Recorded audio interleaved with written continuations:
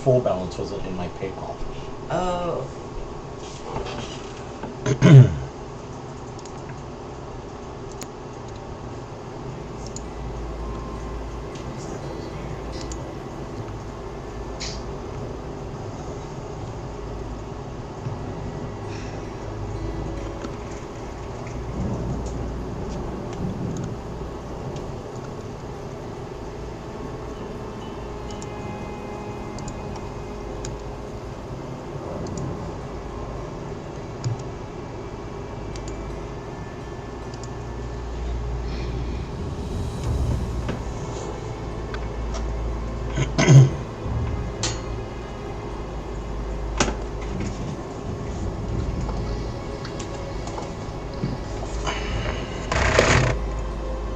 I had to go get my flagon of mead.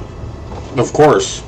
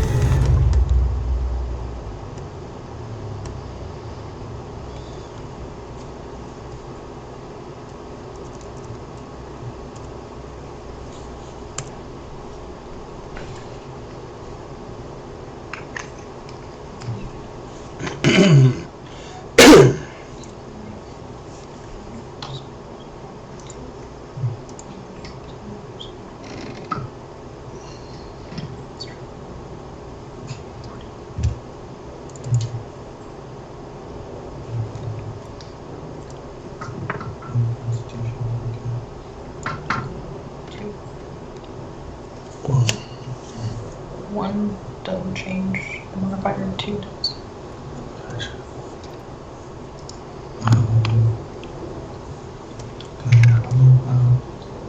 Dexterity and intelligence.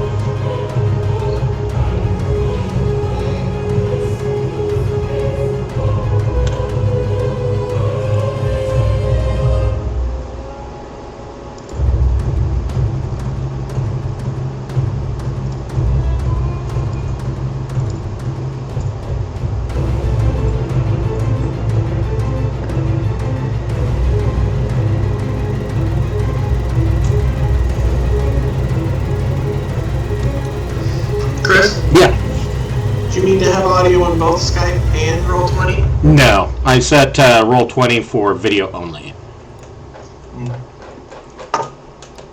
I think I had left mine in both, so I just wanted to double check which end it was.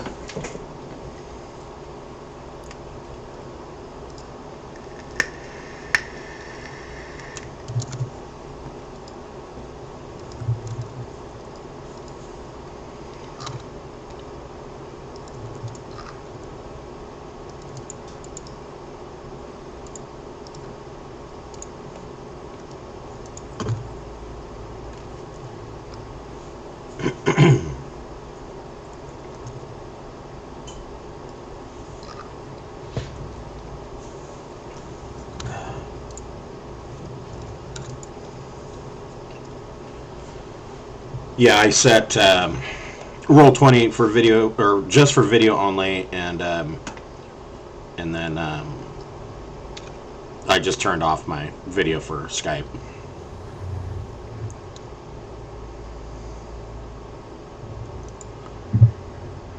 There's Carrie.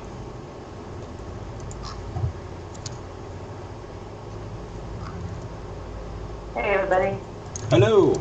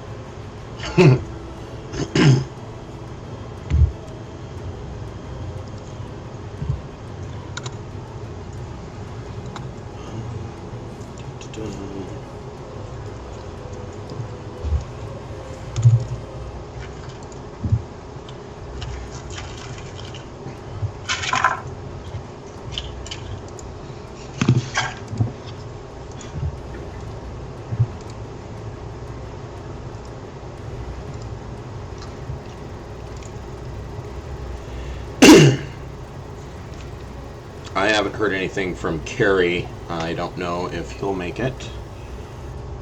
I imagine he's busy, though.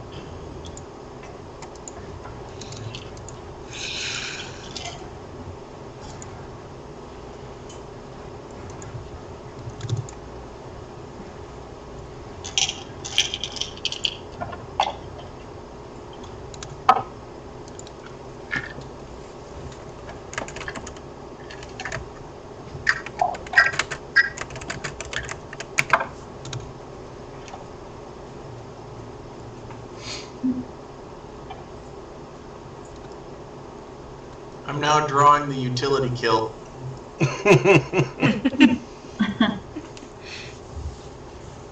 Your doohickey utility kilt? Yep.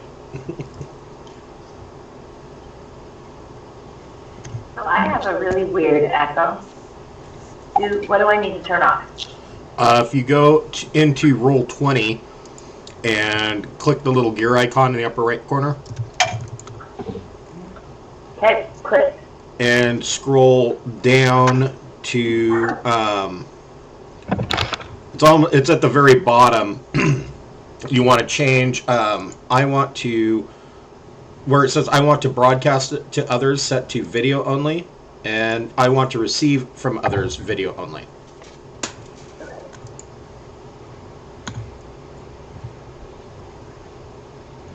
Is my mic working? It is. Okay, cool.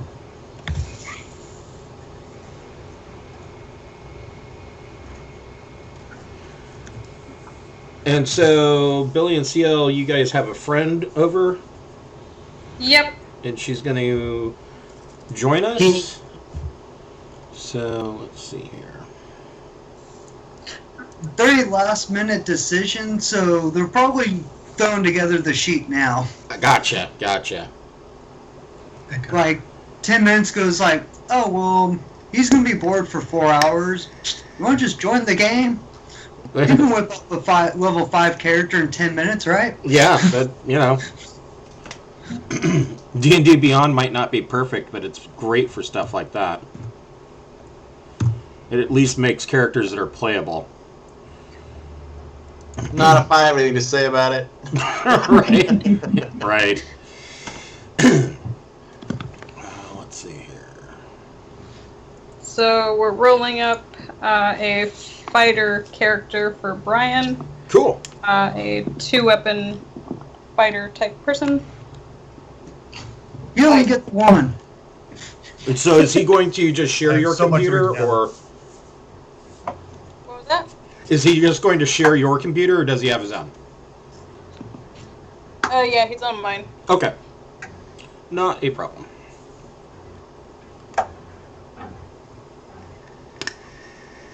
I guarantee there will be mistakes on this character sheet.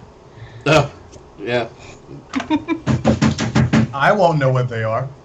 Well, that's what we were just joking about, is that, I mean, pretty much any time you make a character with D&D Beyond, there's guaranteed to be mistakes on the character.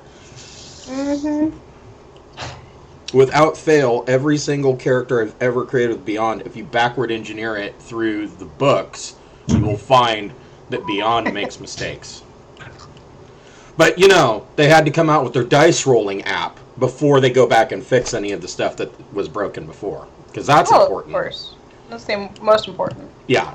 And then they'll charge you $20 for a pair of dice that aren't even real. But hey, at least they're pretty.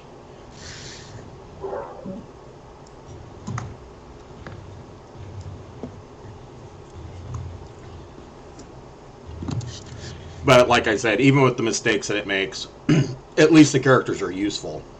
You can't, they're not so broken that they're unusable.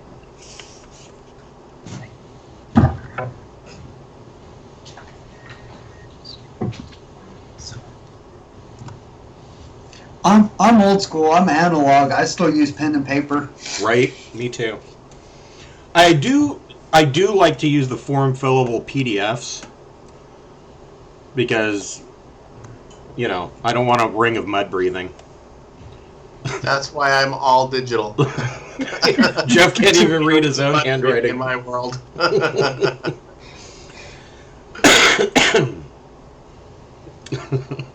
I'm surprised I can read my own typing some days. I was having a situation yesterday where, just all of a sudden, I couldn't spell, anything. And I'm like, did I suddenly become dyslexic? What's wrong with me? Every third word, I'm like, is that how you spell that? What is going on with me? Is this English? Right. Yeah, exactly. You've been reading too much Elvish and Dwarven Ruins? Yes, exactly.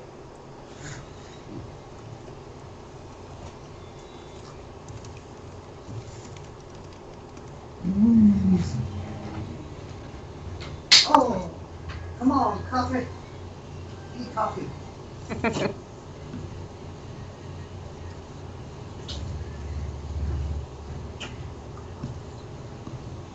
Okay, Chris, here's my awesome paint skills. Look at Facebook. That's tremendous.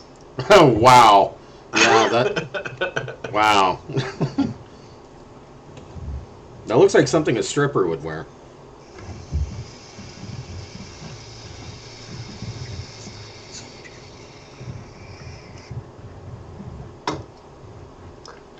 Heck, I'm kind of pleased I found a pen that made it look a little like tentacles. Right? Everything else was gravy after that.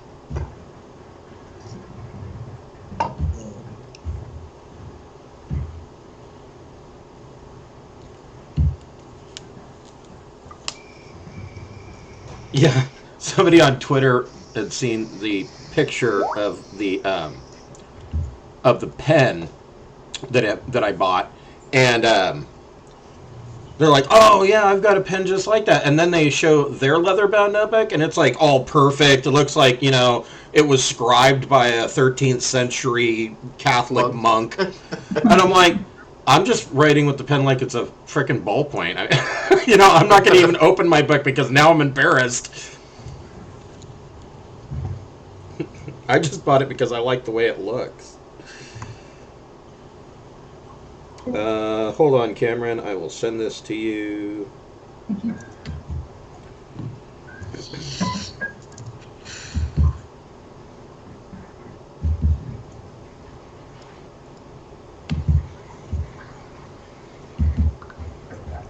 There you go. I sent it to you, Cameron. I sent it to you in Facebook Messenger. Thanks. So, welcome to Curse of Strahd. Oregon is entirely locked down once again due to COVID. And so we've had to move our game entirely online, at least for the next 4 weeks. We're crossing our fingers. I'm trying to remain optimistic. If you remember what happened last March, it was only supposed to be 2 weeks. And so long about mid-June is when we actually got out. It was the longest 2 weeks I've ever spent. March to end of June. It was a long 2 weeks. So here we are. If you're watching us on Twitch, if you scroll down, you'll see some tiles down there. And the first tile that we have, these are all friends of the Greenwater Guildhall. And the first tile is a GoFundMe for the Enchanted Forest. Enchanted Forest is a fantasy-themed and fairy tale-themed amusement park just outside of Salem, Oregon. It is a wonderful place. Many of us truly enjoy it.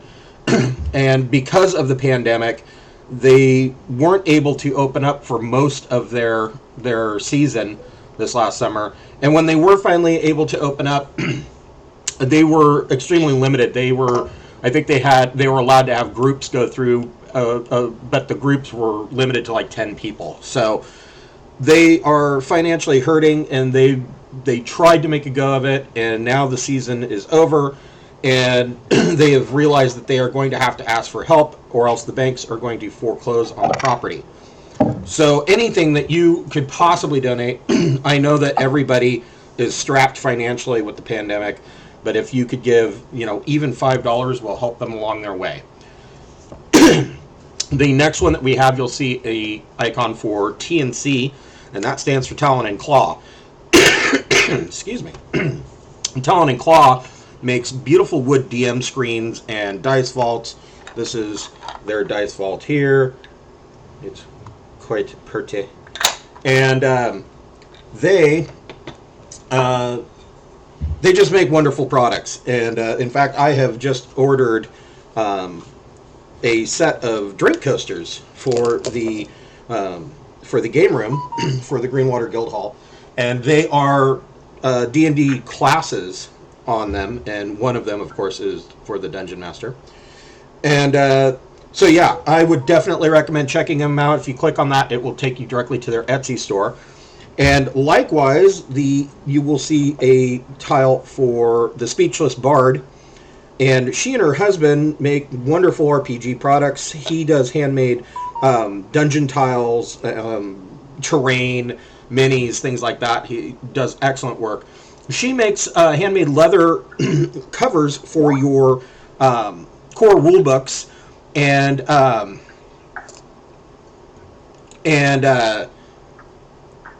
she also has a line of dice bracelets.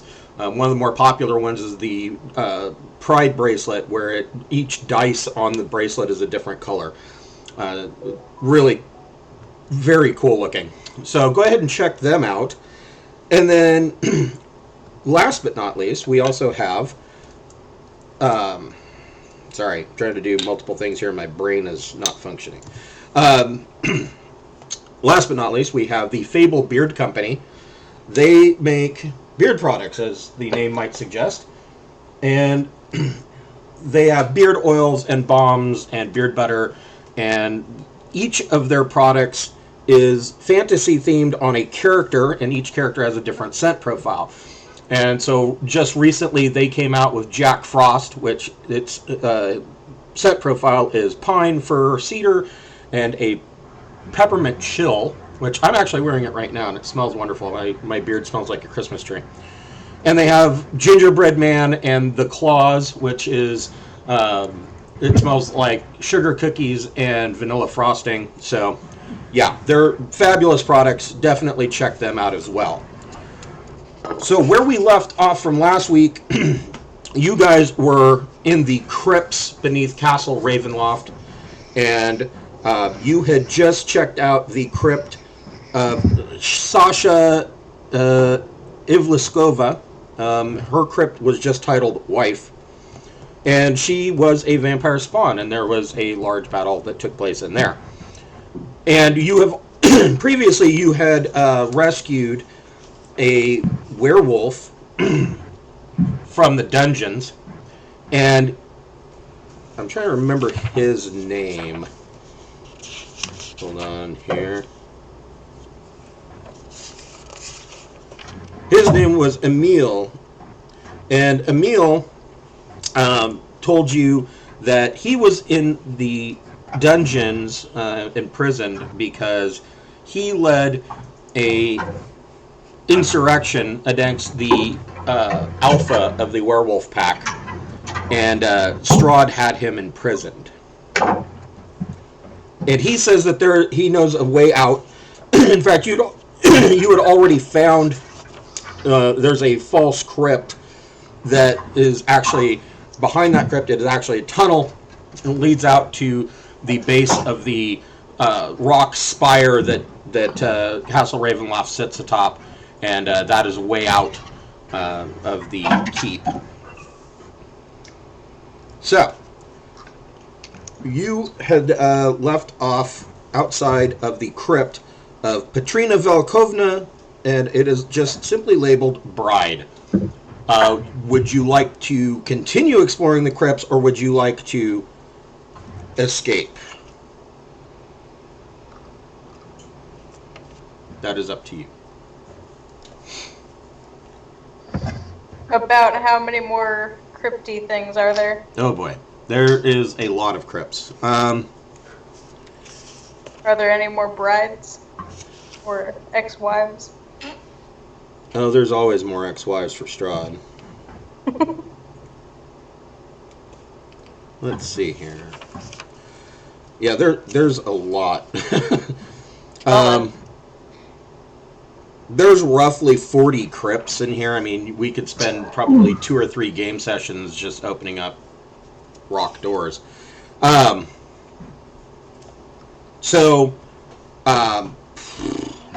don't see anything else that's labeled. Let's see. You opened up Elza Filona von Twitterberg, who had many followers.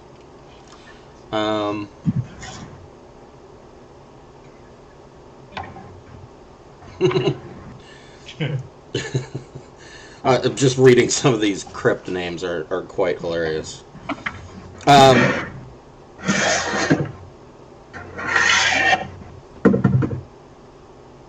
I don't see any other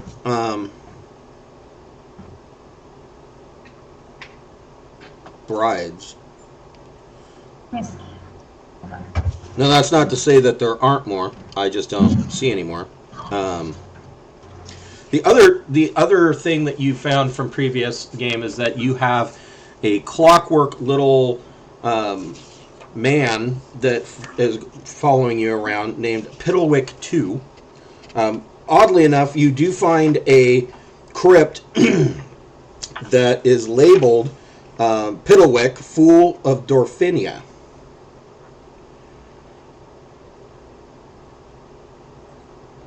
And Piddlewick, the clockwork man, upon seeing that crypt, he refuses to go anywhere near it.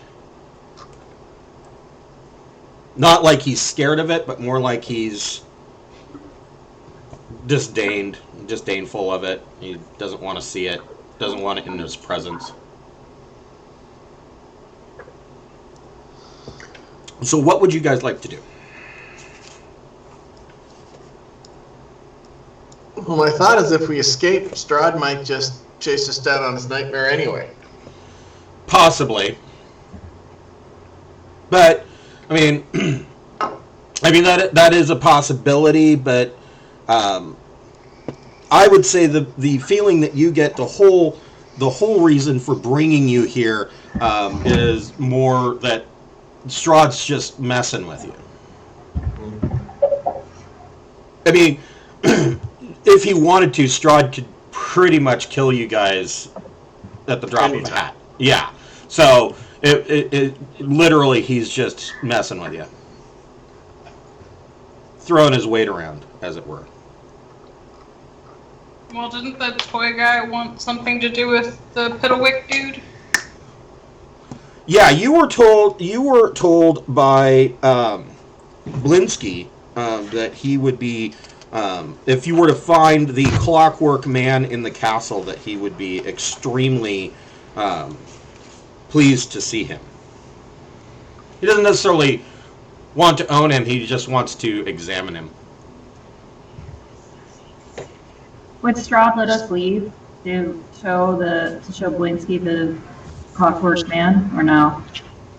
I don't think Strahd would stop you from leaving. Well, that's what I want to do. I want some closure on the Piddlewick storyline, for sure. Close out one of our random side quests. Yeah. Yeah, right? Yes. Yeah, Blinsky had an exclamation point over his head, and...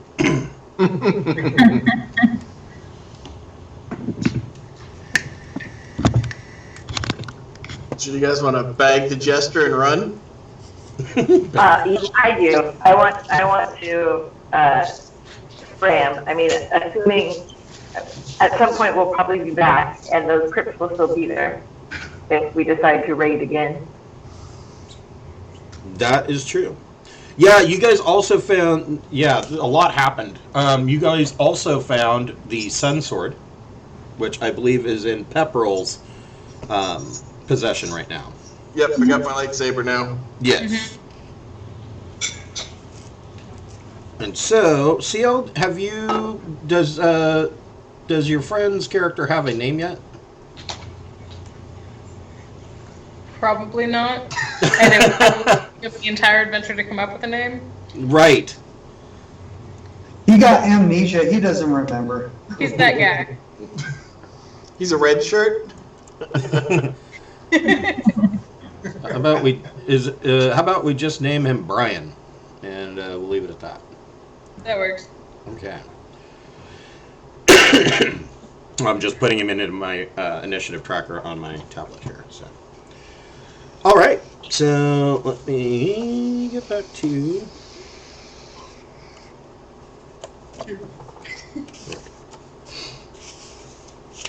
So you guys, Emil leads you back to the first crypt that you found, which when he opens it, there is a long tunnel that leads off into the darkness, and this tunnel winds around, and there are like stairs that are carved into the stone floor of the tunnel, and it climbs down and down and down, and then finally you can see light at the end of the tunnel, and it indeed leads out into the base, and you come out near the river, the Ivlis River, and it doesn't take you very long. You find the road, the old Svalik road that leads back to the town of Vallaki. And Blinsky is, when you return, Blinsky is overwhelmed, just astonished at the at seeing Piddlewick, and Piddlewick starts to dance around, and he's acting like, oh, I'm a big shot, everybody loves me, and he's dancing around and very proud of himself. And Blinsky keeps telling you that this is the work of Fritz von Weirg, and he was a genius, a wonderful toy maker and inventor, and that Piddlewick too is the masterpiece of von Weirg's amazing works. And Belinsky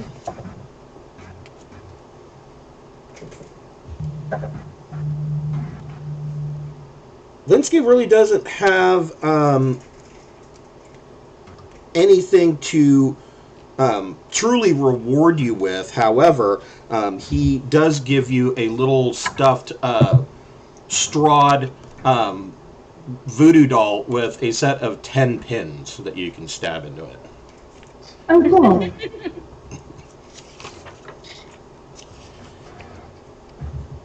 So next time we go to dinner, we can just poke pins while Strahd's talking to us. Right? Yes. Yes. Next time you go to the castle for dinner, you can.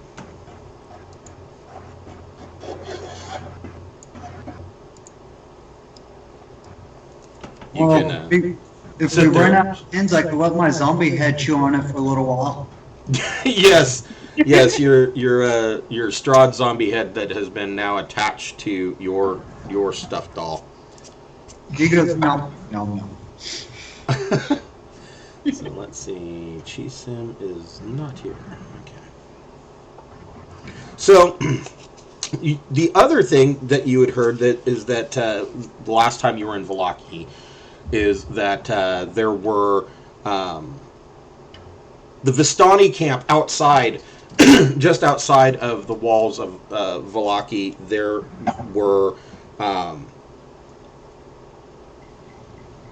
two riders had come into town and were searching for one of their daughters, who was named Arabelle, and she has vanished.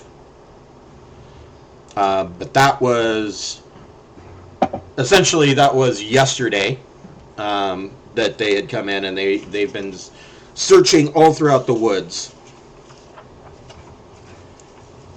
You know, And people lose kids all the time around here. oh yeah.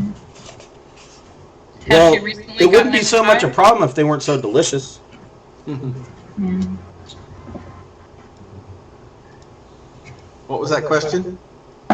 Has she recently gotten any pie? Or been turned into a pie. You know, the pie supply is really low right Yeah, the pie supply is going to dwindle at this point.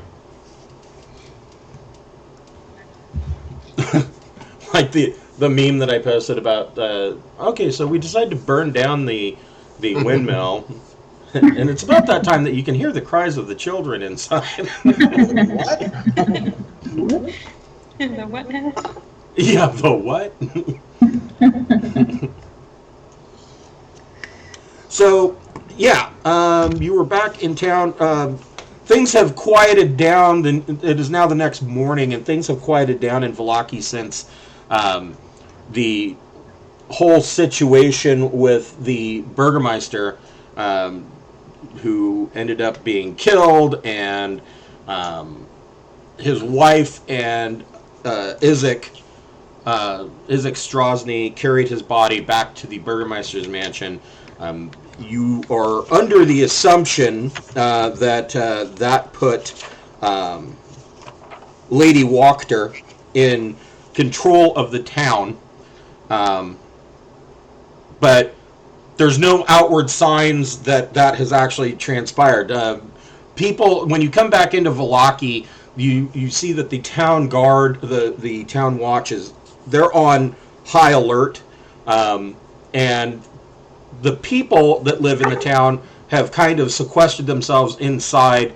As you walk through the town, you see, people peering out windows or moving the shades aside to look out, but they're not out and about like they normally would be, because the whole event that happened at the Festival of the Blazing Sun was traumatic even for Vallaki. Wow. So at this point, it's up to you guys where you want to go.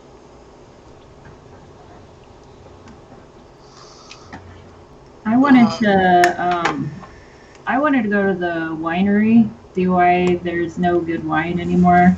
Okay. And if we complete that quest for the innkeeper, then we'll get free room and board whenever we want. That seems like a good thing to have. That is true. Sure, I'm game. I agree. Let's do it. Okay. I will support the party. Oh, I'm sorry. I mean, split the party.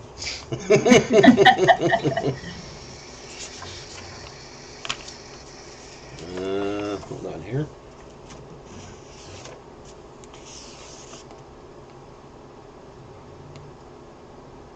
Okay. All right.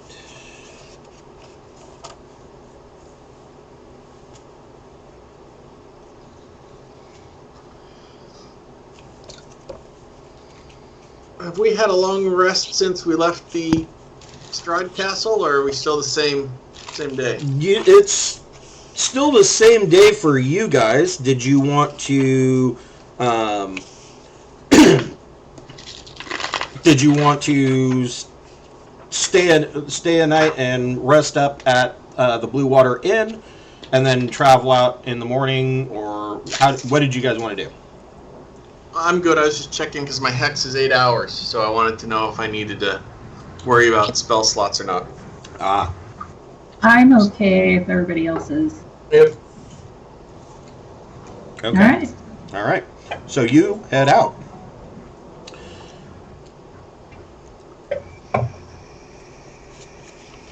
After you spend probably, let's see here. Let me switch back to this map.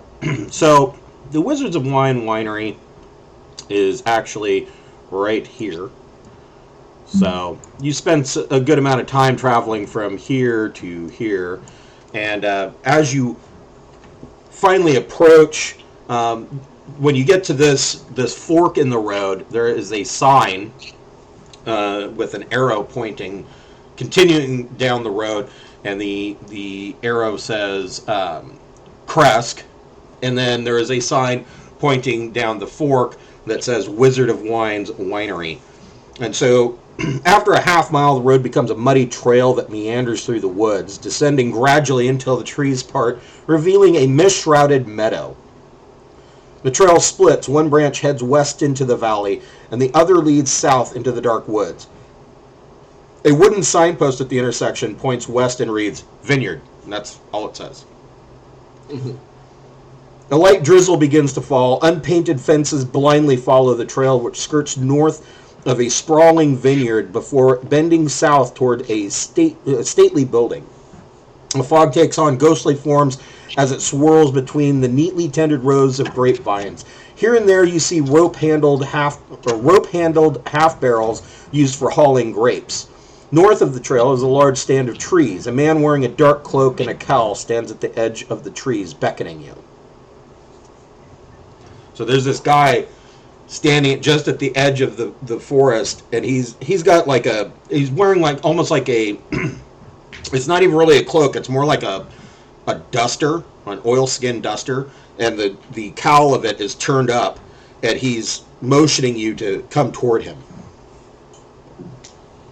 Knock off all that beckoning. Yeah, what do you want? Your candy, you crazy stranger. But the wine is the candy. Let's go.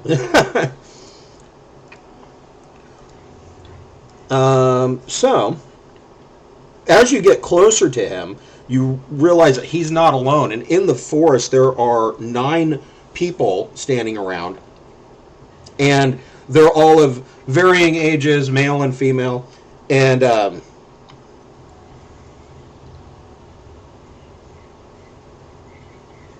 yeah, they're wearing these dark leather rain cloaks and cowls. And the man that was beckoning you, he comes up and introduces himself. He says, I am Davian Martikov. and he says, "Who are you?" You guys know that Mardukov is actually the last name of the owner of the Blue Water Inn.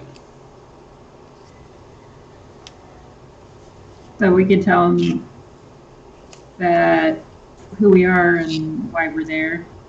I don't see any reason to lie. I mean. Okay.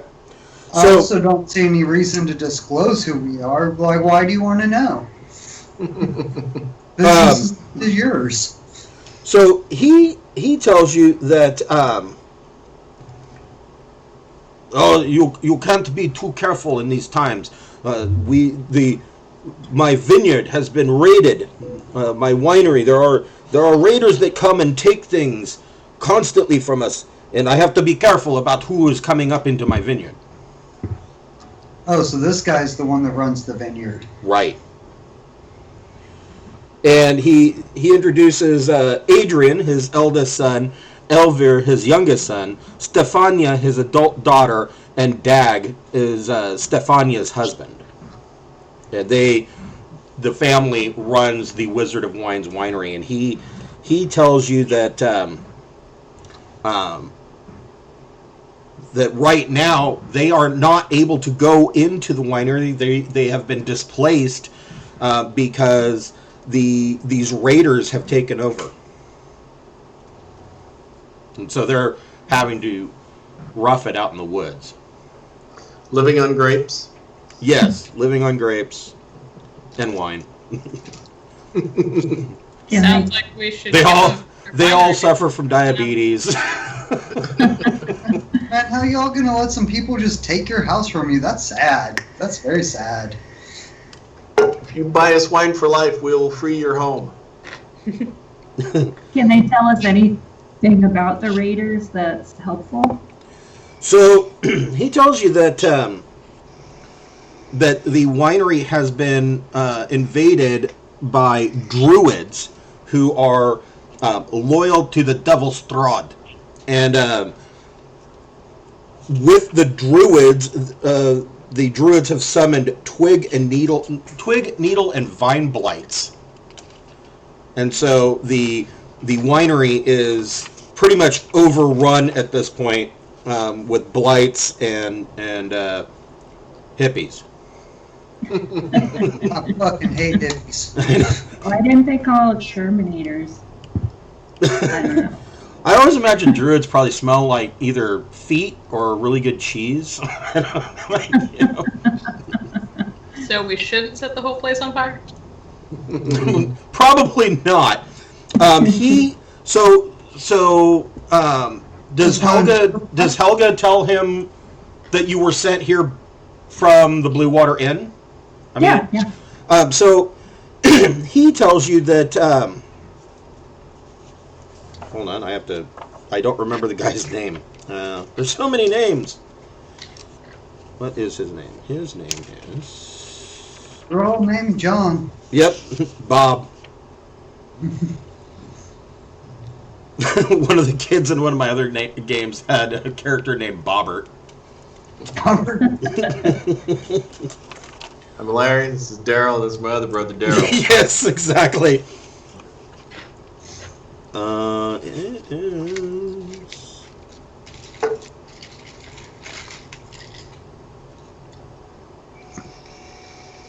Yes.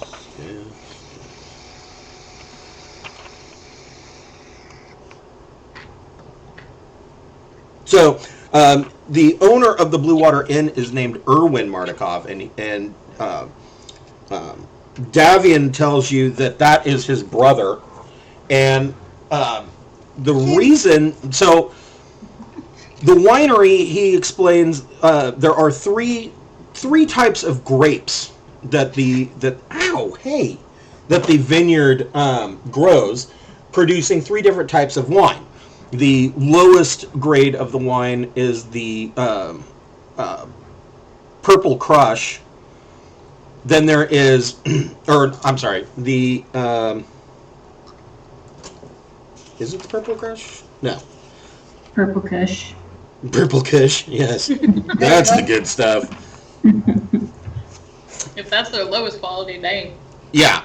So there is the Purple Cushion. There is Red Dragon Crush, which is their medium wine, and then they had a top tier level wine that was a sparkling red called Champagne de l'Estampe, but they are no longer able to. They're no longer able to produce the Champagne de l'Estampe, and the reason is that he explains that all of the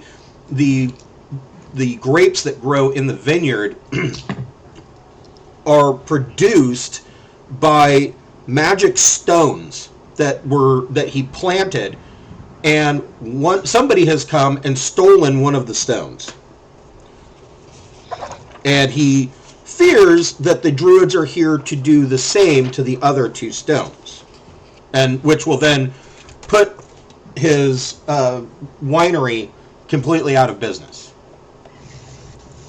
How big of a stones are we talking? Baseball sized? Like, what are we talking? They are about the size of a man's fist. They're not huge, but they are magical in that they allow the vineyard to grow. I mean, when you look at the vineyard, you are seeing these lush grapevines. You haven't seen anything like this before. You've seen some wheat fields and corn fields, but most of those fields appear to be overgrown and probably not producing at least the quality of product that you would have recognized, living on the Sword Coast. This vineyard is, as far as you can tell, the most fantastic plot of land that you've seen so far. Well, I was asking more of like, was it small enough somebody could just stick in their pocket and walk off with, or do we need a wagon? Like, oh no, somebody dug it up and stuck it in a pocket and walked off with it. What a dick! Right. Oh. And Davian tells you, he says, if you have come to help us rid our winery of these invaders, I would be very much in your debt. I think we could take some blights. Well, there you go, guys. There's some wine. He's offering you wine. Roar! Go. Free wine? You bet. Wine.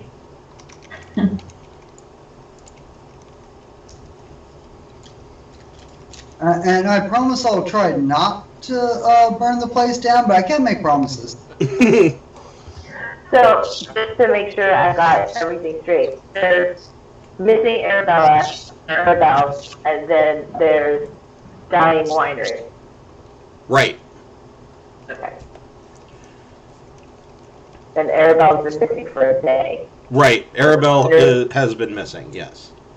Okay. You guys decided to go to the winery. They're like, hey, I'm out on the coast. Somebody kidnapped my daughter. Oh, fuck her. We're gonna go over to the Tillamook cheese factory and take the tour. I just wanted to make sure I was getting that correctly. Yeah. Your kid's missing. Well, that sounds a whole lot like your problem, not mine. I'm like up to 6 missing children I'm supposed to be looking for. So, a little worn out on that. Yeah. Get our safety system forward. Kids, listen, have you checked the bakery for pies lately? Right? Yeah. Maybe there's some more hags. Situated in the midst of the vineyard, the winery is an old 2-story stone building with multiple entrances. Thick ivy covers every wall, and iron fencing along the roofline. The trail ends at an open loading dock on the ground floor. A wooden stable of more recent construction is attached to the east side of the brewery, next to the loading dock. West of the winery is a crumbling well and a wooden outhouse. So, here's the shitter and the well, which, personally, in my opinion, that well is way too close to the outhouse, but... Good point. They clearly don't understand groundwater. Right, right. And you notice that so you're approaching. This is the front door, more or less. This is the loading dock and the stables. But it all seems to be quiet.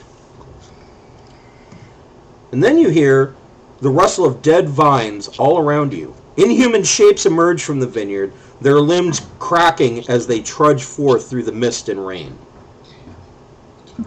Oh boy.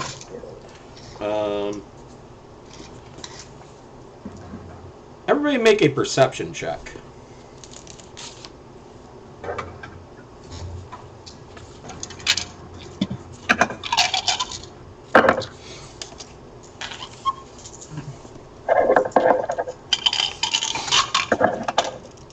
I'm apparently still thinking about wine. Okay. Mike is paying attention to something else. He stepped on some poo or something. I don't know. Okay. I got a 15. I rolled my real dice. Wow. 16. Okay.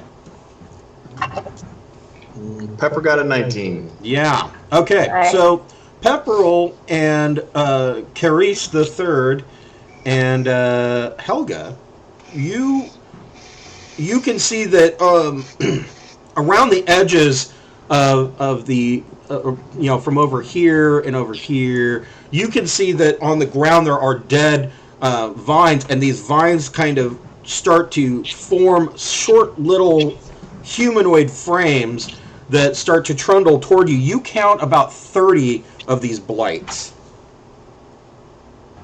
Wow. That is a lot.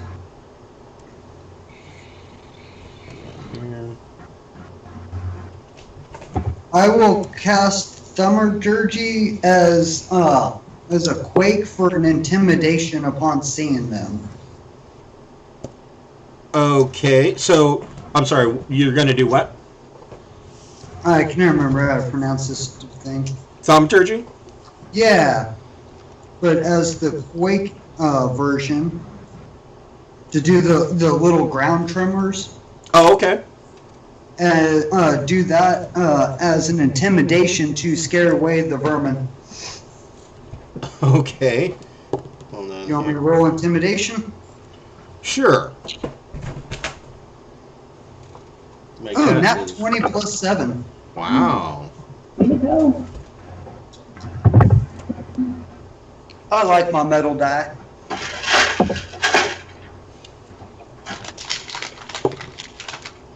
Kitty, you're not helping with DD.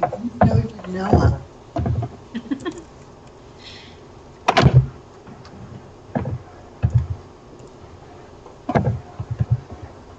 No, you're not. I need the lap. So your intimidation works. They will, for the first round, all of the blights will have will be at disadvantage. Everybody roll initiative. I need to roll initiative. There's no time for the kitty lap. Don't know how I got a decimal value for initiative. Wow. Interesting. Oh, I think that's the dex affix. So the decimal is my dexterity if there's a tie. Well, it says that your initiative was plus 2.15. Yeah, but I've got it turned on for dexterity, and that's 15. Oh. So, Oh, it's added it weird, I think. It must add added point So it's a 7. instead of, yeah. interesting. So, let's see here. Pepperell got a 7. Oddly enough, that's one better than you did last time. Yep. Helga, what'd you get? 9. And Mike. Yeah, that's what it was showing, the dex. Mike got a 12. Okay. And Brian. 16. Okay. Just hanging outside the winery and decided to help you guys out. Yeah, since this is a one-off for you, we'll just go ahead and assume that you've magically always been with the party, or perhaps you met him at the Blue Water Inn and stopped him from killing my cat. He seems so familiar. It feels like we've known him a long time. He is. Like, oh, you guys are going to the winery? I need to refill my flask. Maisel.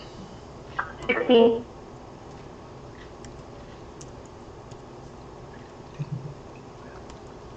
And Carice the third. 14. Okay.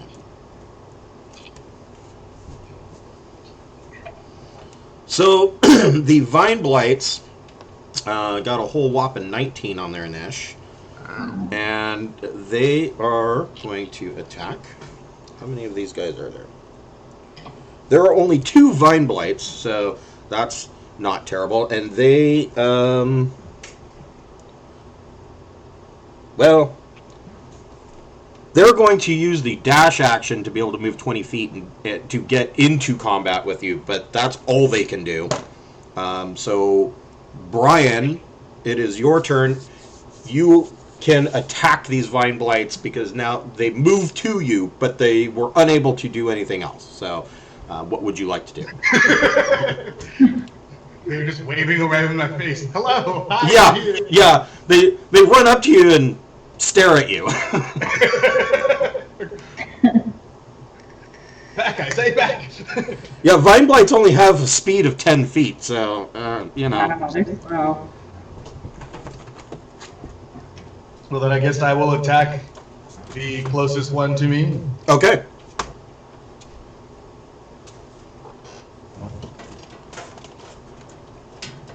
I have fighting style 2 weapons, so I will roll to hit first. Let's see here. Yes.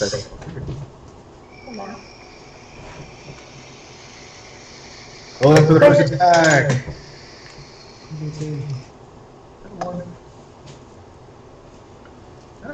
How do you read 9? 9 for the first attack? Oof. Oh, 16. 16. Sorry. Yeah, 16 hits. Go ahead and roll your damage. Yeah. I need 8. 11. That's a pretty good hit. Go ahead and make your next attack, or your bonus action attack, since you're fighting with 2 weapons, correct? Yes. 5th level fighter, he's got the extra attack and then the 2-weapon fighter attack. Okay, so yeah, you get another attack and then a bonus attack.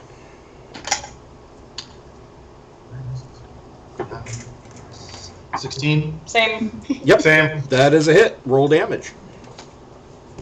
Wow. 7. Okay, and make your bonus attack.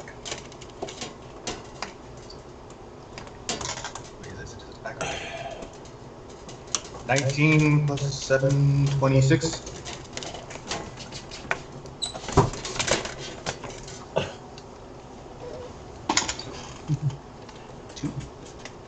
You got a 26?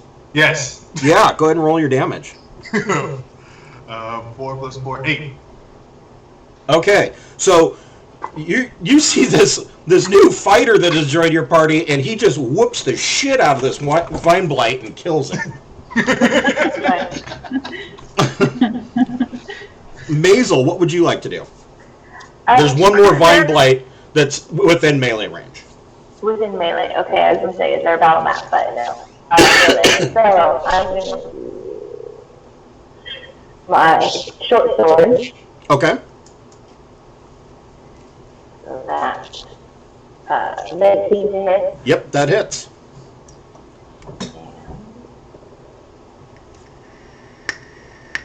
Eight damage. Okay. Do you have a second attack as a bard? I do not, but I can give, who's next in the... That would be Carice the third would be Okay, next in the initiative stack. I'll give Carrie the third inspiration. Okay. So that is a D8. Is that correct? Yeah. Okay. The needle blights, there are 5 needle blights. Needle blights are quick little shits, and they move. They have a speed of 30 feet, and they move into attack. 2 of them are going to attack Brian. Nat 20. Welcome to the group, Brian. The first attack on you is a critical. Damage. You're not a fighter if you're not taking hits.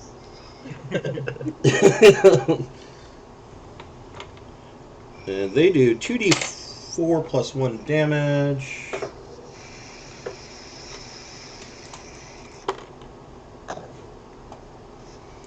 For 8 points of piercing damage. The next one is going to make a ranged attack. 18 to hit. That hits. And you see him kind of hunkered down, and these spiny needles shoot out of him and hit you for a whole terrible 3 points of piercing damage. Alrighty. How much are you down, Brian? That took me down 11. Can I do a reaction using healing word? I don't know. Let me see.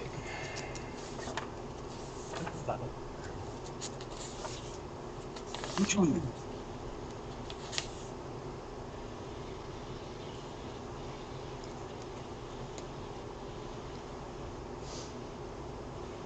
No.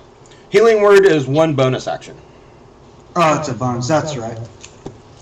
Okay. Yeah, there's not very many reaction spells. Well, I So, wasn't sure with my warcasting. right. So 2 of them are going to attack Maisel. Great. 19 to hit with the claws. Yep. For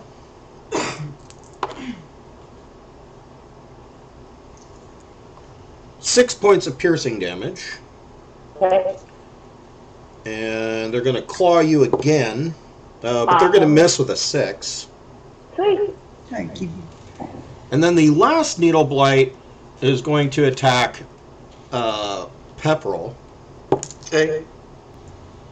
16 to hit. Probably misses. No. All right. Carries the third. What would you like to do? Who's taken the most damage in the group so far? I think Brian. Probably Brian. I think Brian. Yeah, I only did 6.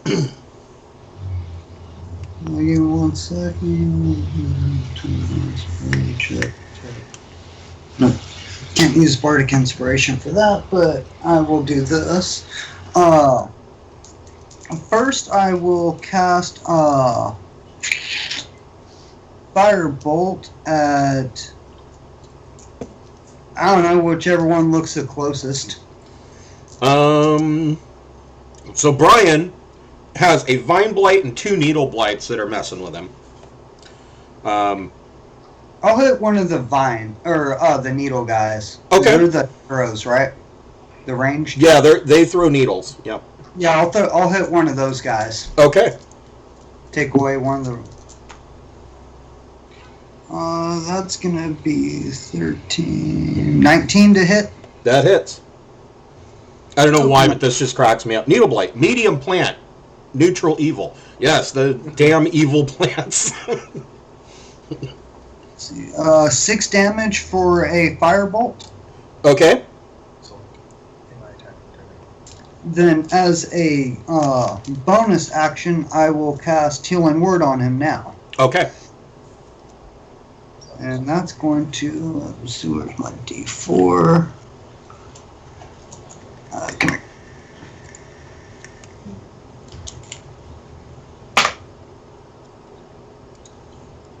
Two.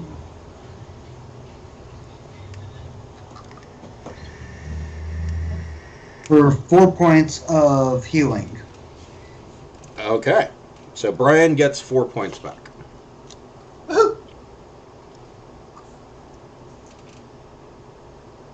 Feels so good. Thanks for the Band-Aid. Mike, what would you like to do?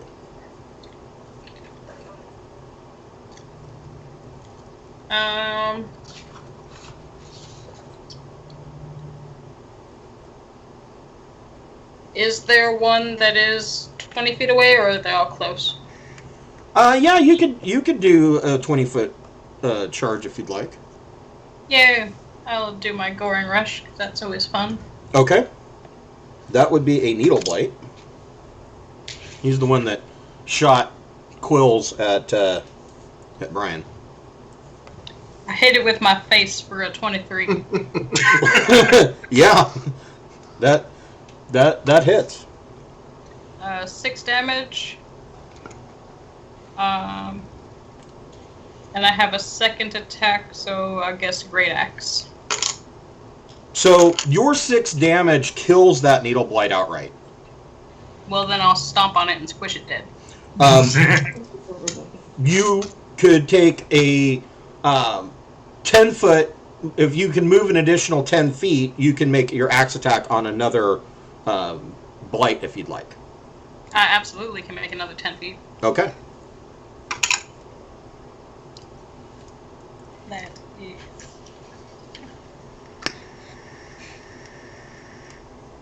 27. That hits. Man, Mike's getting some big numbers today. For 15 damage. So you swing your axe and just destroy the second Needle Blight. So Brian's odds just went up because all he has left is a Vine Blight on him. I'd do a Minotaur Roar of Triumph.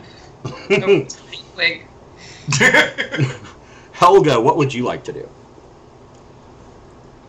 I'll go ahead and attack with my battle axe.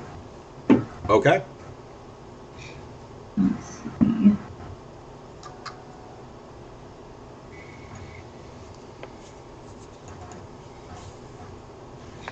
$12 to hit. Yes. Are you attacking? There are 2 Needle Blights. Or, I'm sorry, there are 3 Needle Blights and 1 Vine Blight left. Which one are you attacking? I guess I don't know what's closest, but I don't have. Well, they're all fairly close. You basically have your pick. I'll go ahead and attack the Vine Blight. Okay. Let's That see. definitely hit him. Okay. I mean, I don't. He's injured. I don't know what an injured Vine Blight looks like, but I got 1 damage. well, he's not that injured. Does Helga have a second attack? I believe you do. Yes. Yeah. Yeah, I do. Let's see. 7, so that probably doesn't hit. No. Okay, well, that's all I got. Well, at least you hit once. Yeah, for one point. I see some sap. Now, did you add your strength modifier to that? I don't have one. Oh, a paladin Yeah. with no strength mod. Huh. We're gonna have to get you some weights and give you a workout routine. That's something. It's your Peloton. Pepperell, you are in melee with a Needle Blight. What would you like to do? Is there anywhere I can move that I am adjacent to more than just 1 Needle Blight? Yeah. Well, wherever I can move that I'm adjacent to the most of them possible, I'll do that. So you can move, if you take a 5-foot step, you can move so that you are adjacent to essentially 3 Needle Blights, because there are 2 on Mazel. I'll move my Hex from earlier in the day to one of them, so it's got disadvantage on con checks. Okay. And then I'll cast Word of Radiance to con save 15 on all of them. Okay.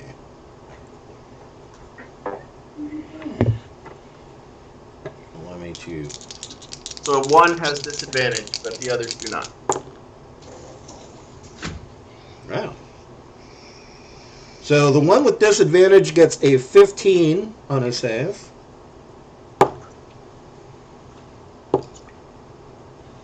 And the other 2 fail. Okay, so the ones that fail take 9 points each. Okay. And then when they start their turn, all 3 adjacent to me will take 4 poison damage. Okay.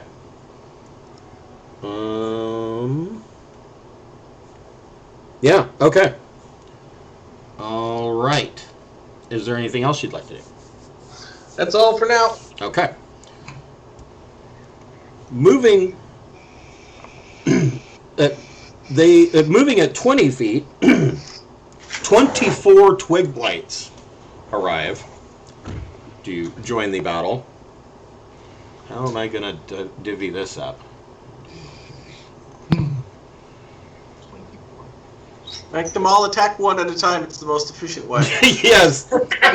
Right. Wow. There are going to be 6 of them that are going to attack Pepperell. Okay. 6 of them will attack Cameron. 6 of them will attack Mike. And 6 of them will attack Maisel.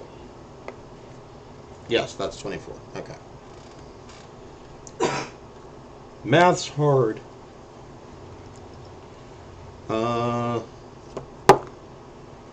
Miss. There we go. 22 to hit Pepperell. Yes. Miss.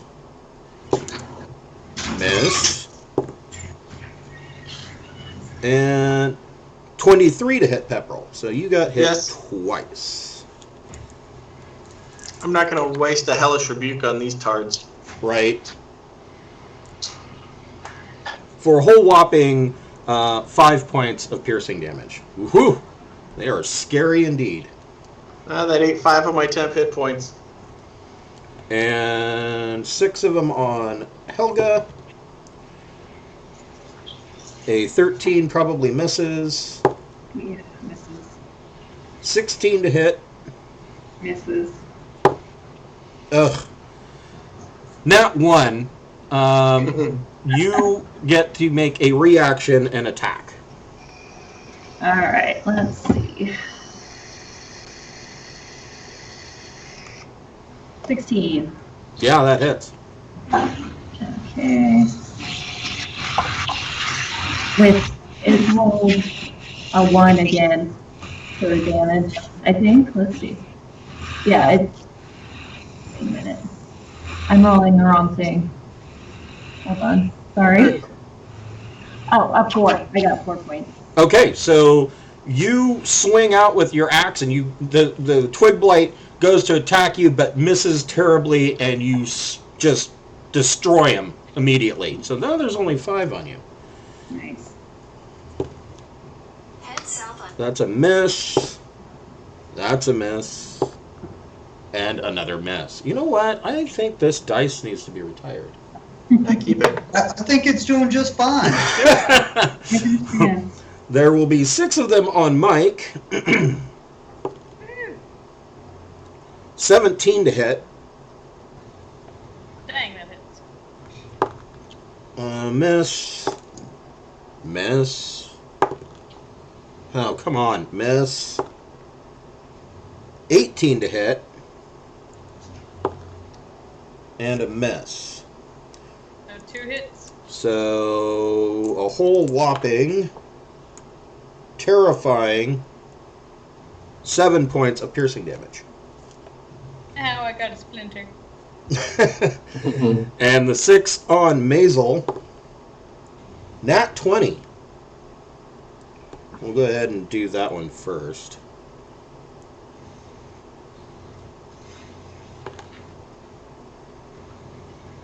For 7 points of piercing damage.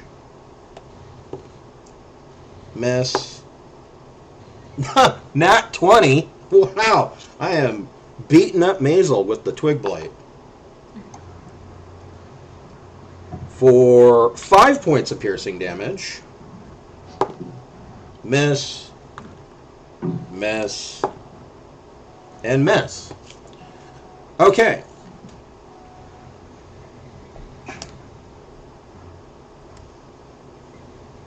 The one and only Vine Blight that is left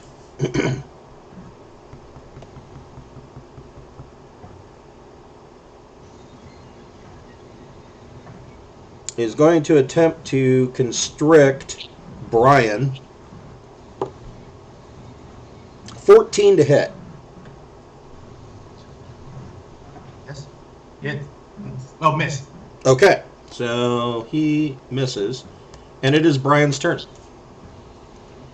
How dare you try to constrict me? I will not be constricted. I suppose I should make it regret its life decisions and attack it. Yes, that's what I would do. First attack. 18 to hit. That hits. Aha. 8. Okay, so your first attack, you kill this Vine Blight, and there are next to you. So next to you is Maisel, and she has 2 Needle Blights that are attacking her, and 6 Twig Blights. You can make your attack on one of those if you'd like. All right. Yes, because Maisel was getting whooped on, right? Those are 2 criticals? Yeah, 2 twiticles for critical twig. 2 criticals from the terrifying Twig Blights. That, I don't know. That's kind of embarrassing. That's how I got the crit. Poking her with sticks. I just see Maisel. Ow! Quit it. Well, I mean, if they're the less terrifying, then I will go for one of the more terrifying. Less so.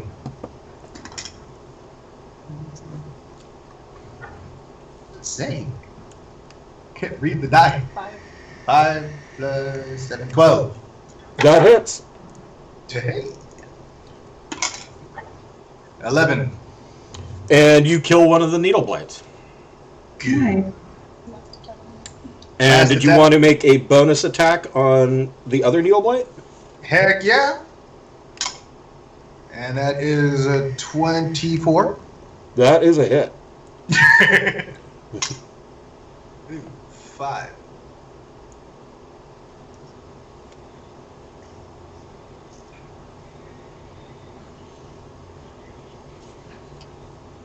Sorry, how much damage did you do? 5. Okay. That Needle Blight is also destroyed. Ha! So there are no more Needle Blights. Needles. Don't like needles. I don't like needles. The Needle Blights run around forcing people to get vaccinations. Maisel, you have 6 Twig Blights on you. What would you like to do?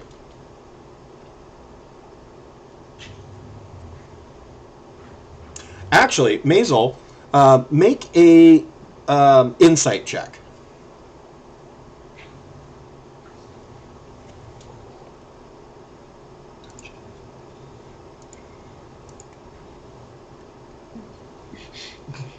I can't hear Maisel.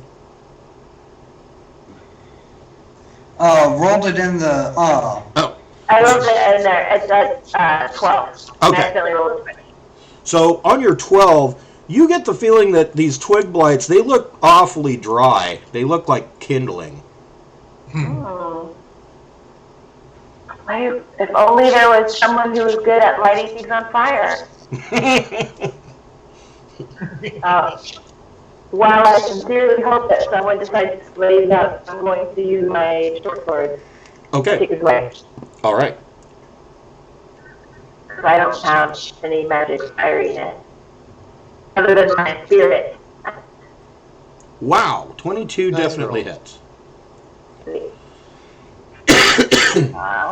And damage. So, just 4. You kill the one of the Twig Blights. Sweet.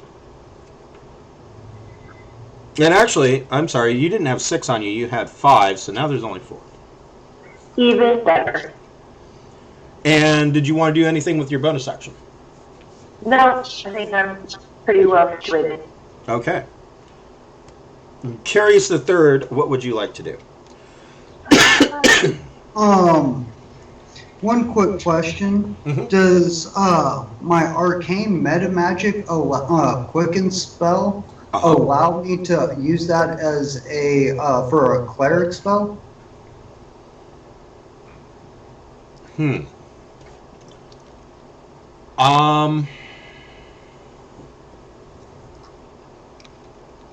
I'm going to go ahead and say yes. I don't see why it wouldn't.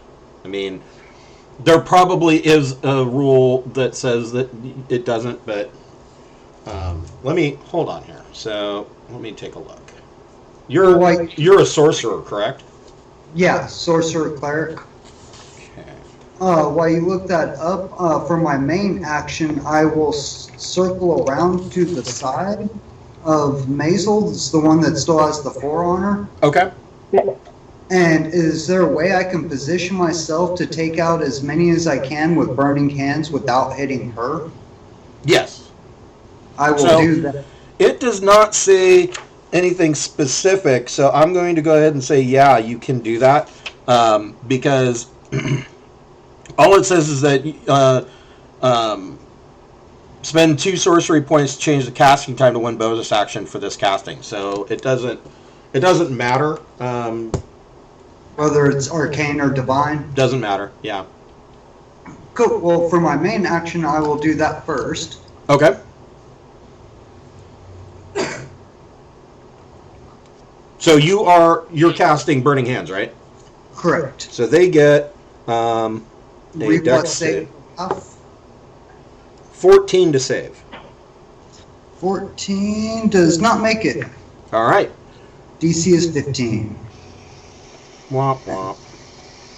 That's going to be... Was that 40? Burning hands. 3 6s. Where's my 6s? Man, you are just gonna screw these guys.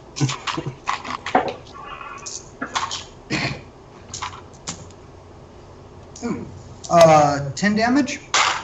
So they actually take 20 damage, and each of them only had 4 hit points. So you see these guys just go up. Like, they're just little... They look like miniature Burning Man statues running around and are just incinerated. So now Maisel has none on her. Yay! Thank you. How's everybody looking on health right now? I'm down 18 points. Everybody else? I'm good. Mike's good. Pepperell's glory. Clean. Then I will cast, using my meta magic, I will cast, where did you go? Cure Wounds, Okay. or, 7. Sweet. Nice. Thank you. Man, all those little nickel and dimes on Maisel add up quick. Yep. It's because bards are squishy. Yes. Well, they don't have to be. But, And that yeah. will be my turn.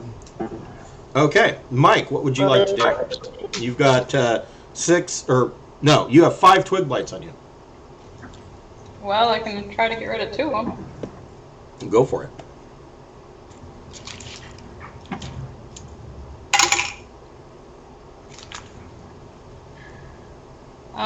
An 11 and a 12. Both of those miss. Eh. Well, he tried. Yeah, it's funny. The twig blights have the least amount of hit points, but they have the highest armor class. Odd. Your next attack. Oh, That was both. that was attacks. both your attacks, right? Yeah. Okay, Helga, what would you like to do? I'll use my battle axe. So Helga has 6 of them on her.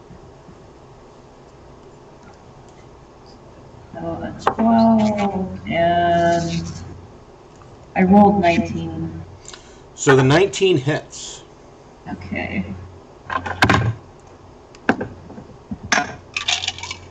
Now roll damage real quick. Got 6 points of damage, so I killed one. Yep, you killed one of them. You know, I was just thinking, in all of the games that I run, none of the casters seem to be using mage armor anymore.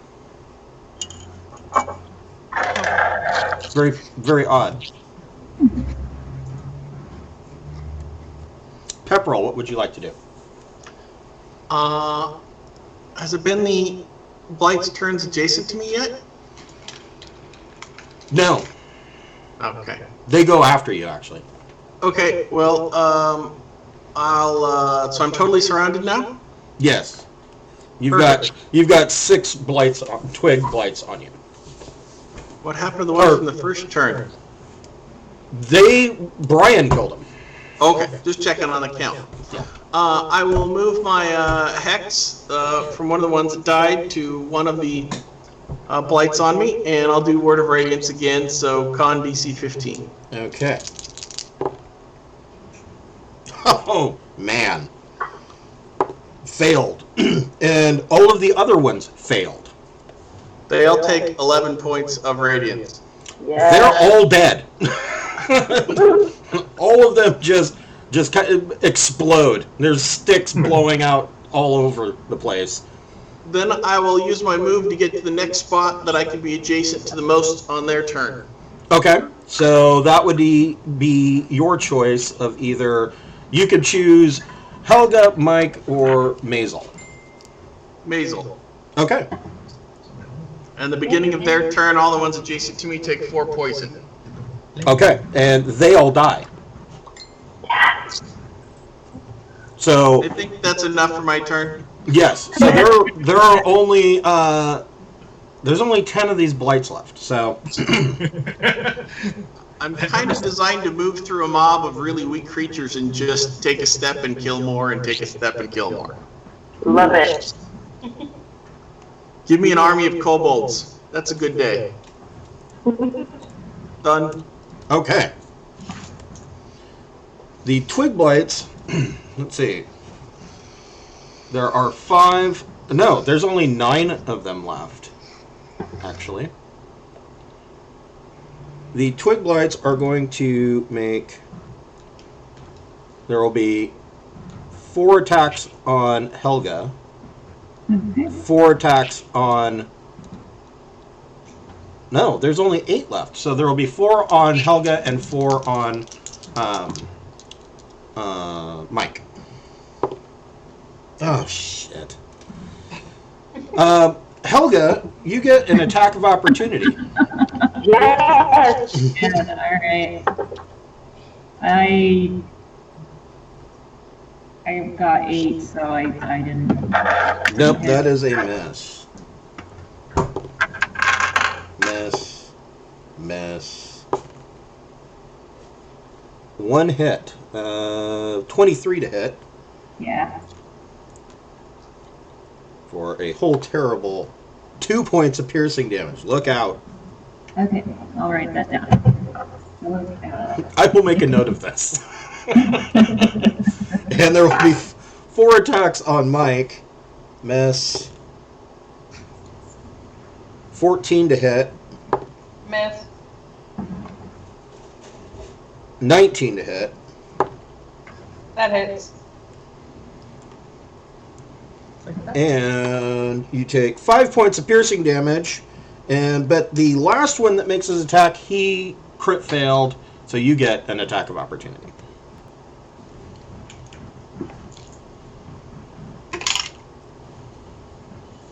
Uh, 20. Jeez. Yeah, that hits. 9 damage. And then there were only 3. At the edge of the forest, you see a dirty-looking man step out wearing filthy brown robes and a hood over his head, and he's holding a staff, and there's leaves and whatnot sticking out of this staff. It's like a gnarled branch, and he is clearly a druid, and he... Does he kind of look like the brown wizard from Lord of the Rings? Yeah. Yes. But less high. Never remember that wizard's name. Radagast Brown. Yeah. Druid spells are kind of boring. He...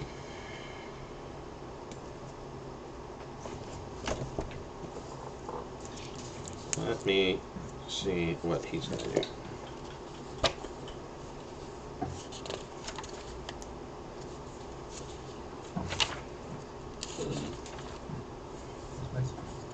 Is he going to lecture us about make love and not war? Yes, he's going to come up and put a flower on Mike's battle axe. He's putting a flower on my axe here. Where is... He's not home.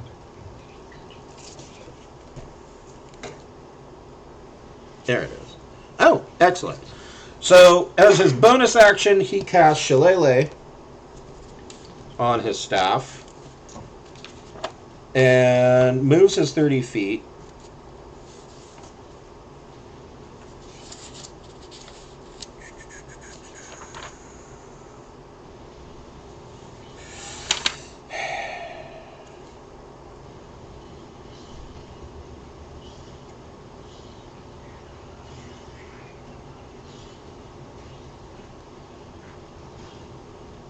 Okay.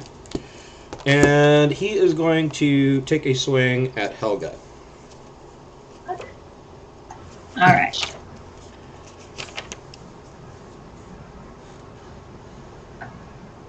Okay.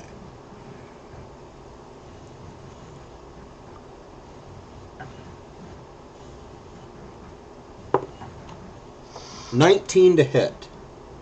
That is my AC. For 6 points of bludgeoning damage. Okay. I just have this image of this filthy druid runs up and just goes bonk. Like, stop all that, you know? Brian, what would you like to do? I feel like that druid came out of nowhere and just started swinging at people, and that's not okay. Druid's gotta pay. Okay. You're gonna... Am I close enough? Yes. Am I like... Okay. Well then. Attack number 1 is 23 to hit. Yes, that hits. Mostly because he didn't bother to cast Barkskin on himself, so yeah. Yeah, should be prepared. Yeah. 7 damage. Okay. Your next attack. Oh, nat 20. Nice. All your damage is doubled. Now I bet he really wishes he would have cast that spell. Yeah. Well, nat 20 wouldn't have saved him. I mean, Barkskin can only do so much. For max damage. Max damage. 12. So 24 total? 24 total. Oof. Well, so you, with your second attack, you just run the druid through and put a stop to all of his shenanigans. I was going to light him on fire. You still can. I was going to make him bleed. It's not as fun if you can't hear the screams. Did you want to make a bonus attack on one of the twig blights? I mean, at this point, yeah. So you've got your choice, twig blights on either Helga or on Mike. Helga. Okay. I feel like Mike's got all the hit points, so. Yeah, I'm fine. 18 to hit. That hits. for 8. Yeah. So you kill another twig blight, and Helga only has 2 on her. Thank you. Maisel, what would you like to do? Yeah, I'm here for the wine. I would like to, Apparently there was one ball. that's probably not going to work. I can't viciously mock the twig blight, can I? You could. They're probably not susceptible to psychic damage. They are not immune to psychic. Okay, and I'm going to just whip into them with viciously mocking them and the brush they fell off of. Okay, so they get a wisdom save, correct? Yep, 14. Wow, nat 20. Jeez, but please. Fine, then my vicious mockery comes back to haunt me and I cry tears for making fun of myself. I'm doing that. Why am I hitting myself? Why am I hitting myself? Why am I hitting myself? Did you want to do anything with your bonus action? Do I want to do anything? I feel like everyone's well inspired. I'm the only one that might need it. So no, I'm good. Okay. Curious the Third, what would you like to do? We just got some little crappy guys. Who has the most on him right now? Mike. I'll shoot a firebolt at one of those guys. Okay.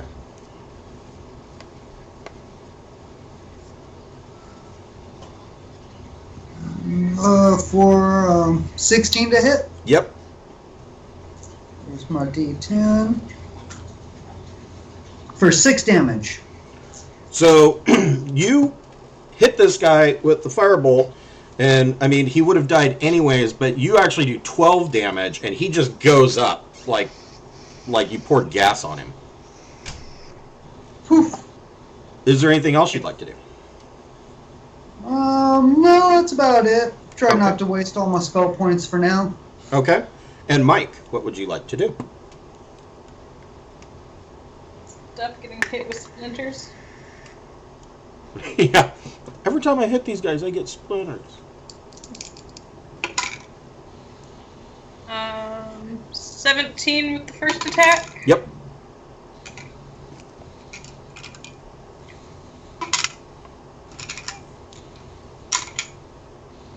For 6 damage.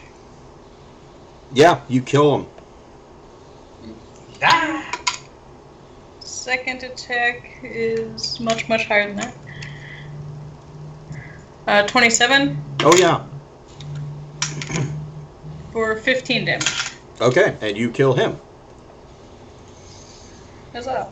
And I think Mike is cleared. Helga, what would you like to do? What I've been doing, I'll do a battle axe attack. Let's see. I got a nat 20.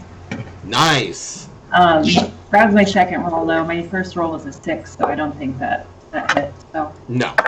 I'll roll damage and then double it.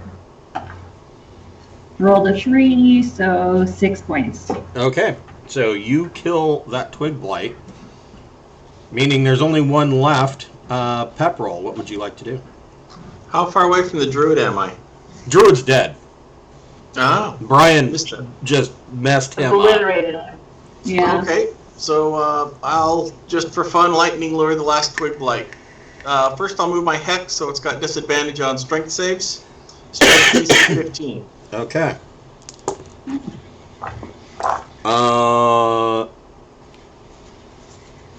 No, he got a 7. Okay, so I whip out with my lightning, pull him towards me, and do 2d8. 15 points plus 1d6 necrotic Oh, Jesus. for 3 more. Yeah, he Holy cow. is ceasing to be. Didn't even pull out the sun sword on that one.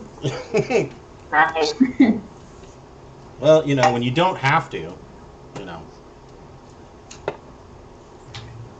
I like to let my cloud of flies feed and then spam people with holy light.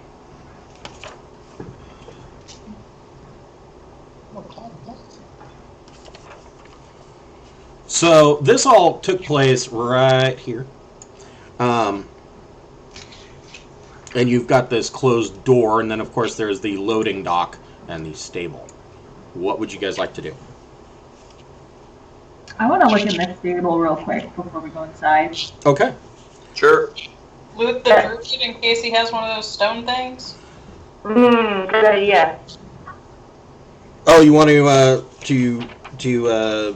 poke the corpse of the druid? Yeah, let's get the druid a shillelagh.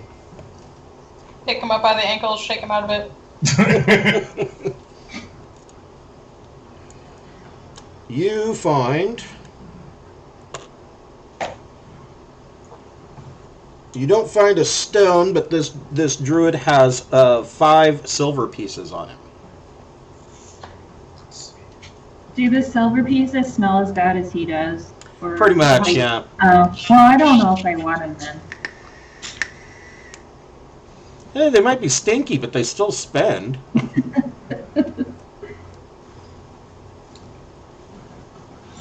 So, my Friday night group killed a dragon, and of course there was something like 12,000 copper pieces, and so their casters spent the time to do a teleportation circle around the copper pieces, and then they teleported them directly into the hall of the paladin's temple and just dived it to the church. Like, here you go.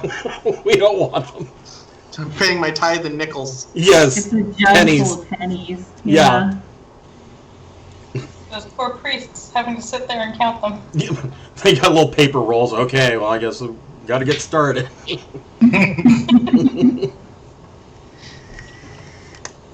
So is there anything in the stable? So in the stable, there's nothing of really any importance. There are 2 draft horses in the stable, but that's it. All right, looks normal in here. Yes. Good. And the loading dock is open, it looks like. Yep. So you peek into the loading dock. Parked in the loading dock is a wagon with 3 barrels set in braces on the bed. A raised wooden walkway runs along the west, south, and east walls. Through a hole in the ceiling, you see the wooden arm of a loading crane with ropes and hooks dangling from it.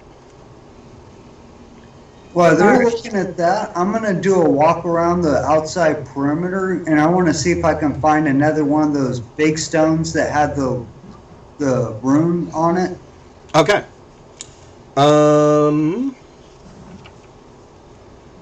That's a good question. Yeah, now that I know that more of those are out there, I'm going to try to keep my eyes out for them.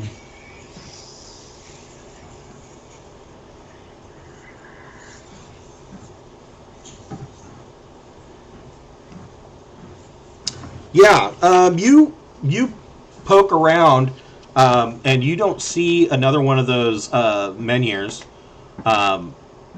here. Unlike, you're talking about the ones from Old Bone Grinder, right? Yeah, that one that had like the teeth up in the top. And... Right. Yeah, no, you don't find anything like that.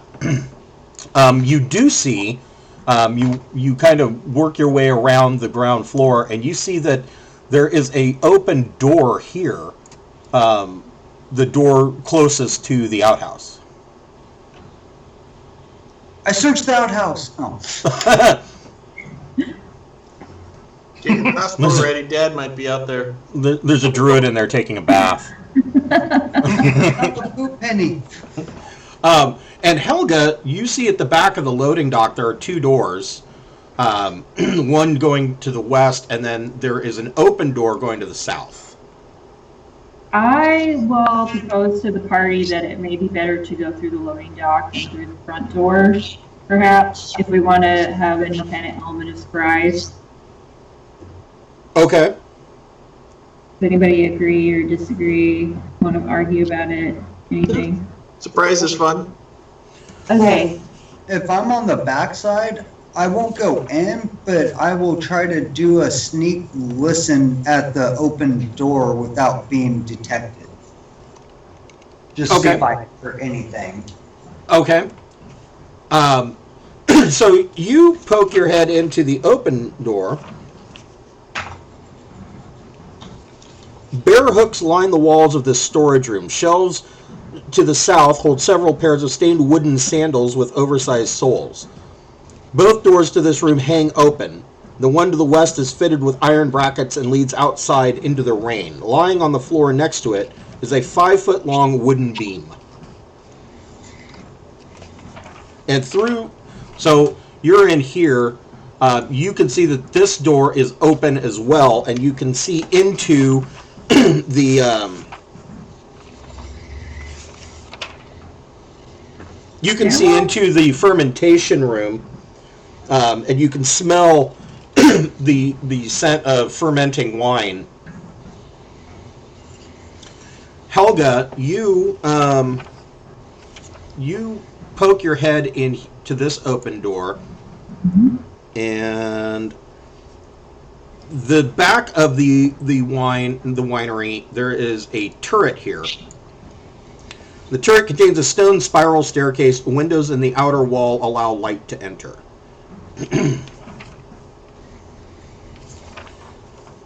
The turret has a sloping wooden floor that spirals from the ceiling, from the cellar to the upper level. Scratch marks suggest that barrels are rolled up and down the ramp on a routine basis. I see. And these double doors also lead into the fermentation room, and you can the smell of fermenting wine is extremely strong here. I want to go in and look at the fermenting room and see what's going on in there. If there's anything weird. Oh, I'm sorry. I read the wrong thing. So this turret has the wooden ramp. This turret has the stairs. Gotcha. All right. My bad.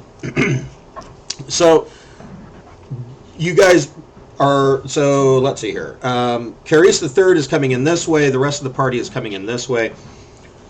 The rich smell of fermenting wine fills the large 2-story chamber, which is dominated by 4 enormous wooden casks, each one 8 feet wide and 12 feet tall. The wooden staircase in the center of the room climbs to a 10-foot-high wooden balcony that clings to the south wall, which has 4 windows set into it at balcony level. Stacked against the wall, underneath the balcony, are old empty barrels with the Wizard of Wines burned into their sides. The balcony climbs another 5 feet as it continues along the west and east walls, ending at the doors leading to the winery's upper level. Underneath these side balconies are several doors, some of which hang open.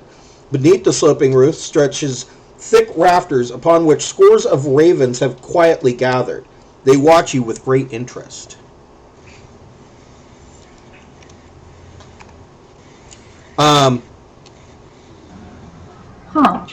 The room is empty. It looks like, but you can see a number on the floor. You can see sticks and dried vines. It looks like the blights that attacked you outside at one point were all in here. And Helga, make a perception check.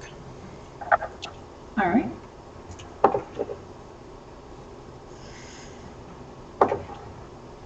Uh, 19. On a 19, when you look up at these ravens that are on the beams that are looking down at you, you count 9 ravens.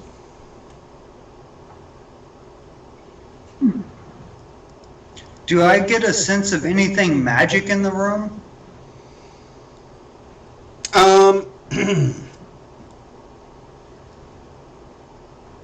Make a perception check.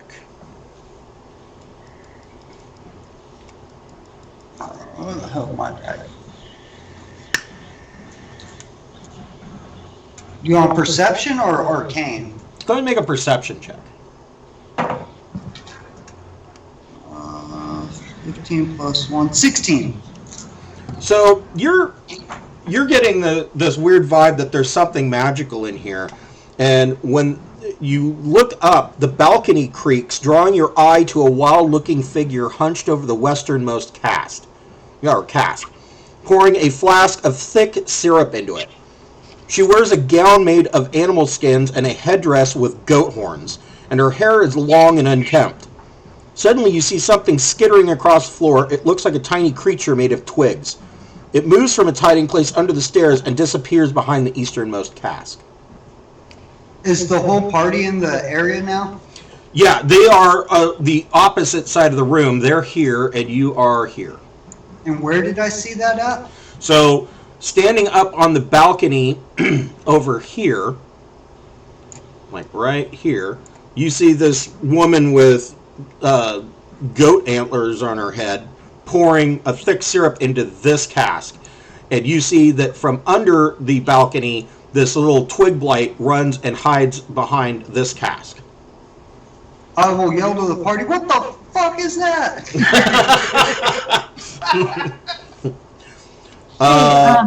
Everybody roll initiative. How many of the magic stones were there?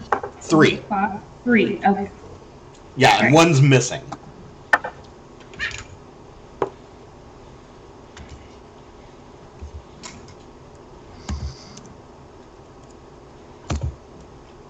I rolled a 17, wrote it in the comments. I'll be right back. Okay.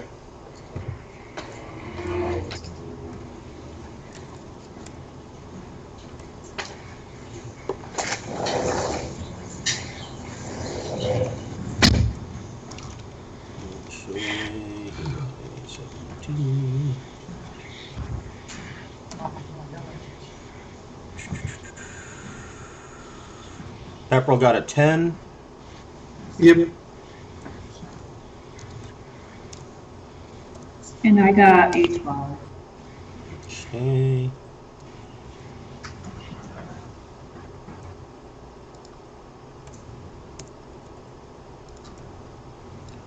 And Mike, what'd you get? Mike got a 12. And Brian got a 16. Okay. And Maisel got 18. Is she fighting? Okay. Sorry. I had to split my laundry. No problem.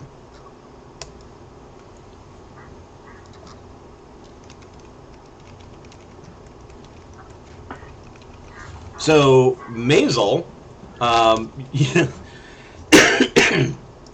Curious the Third yells out, "What the fuck was that?" And he's pointing at the easternmost cask here, and clearly something. He's pointing at something that went to hide behind the cask. What would you like to do? Okay. Far away is everyone else from it. I'm sorry. What was that? Far away is everyone. So the only one that's far away would be Carrie's. He's over, or she's over here. So the rest of the party is, within 5 feet of each other over here. Okay. Then I will attempt Dissonant Whisper, Okay. which has a saving throw of 14 with them. Nope. Got a 12. Okay.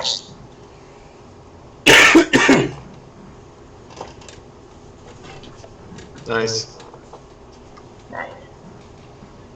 So Wow. that's 13. Yeah. The needle blight that was hiding there is no more. Excellent. Did you want to do anything with your bonus action?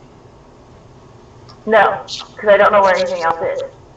So you can, when he yelled out, you can see that up on this so these stairs go up, and this is a balcony.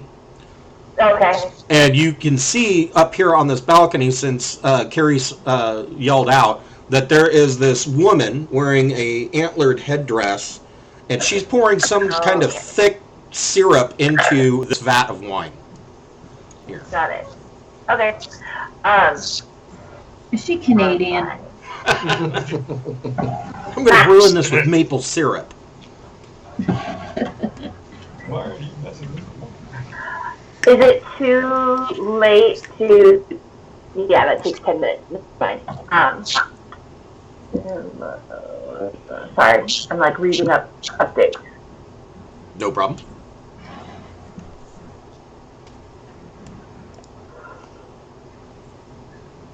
I'm gonna have to figure this out. I'll just say that's my turn for now. Okay. think Carice is still gone. So No, I'm we back. will- I just had to swap laundry. Ah, okay. Seems like everybody's doing laundry today. Not me. Nope, I'm just going to be dirty. Get Curious, did you use the inspiration that I gave you? Yeah. You already, okay. Do you want to give him inspiration again? Sure.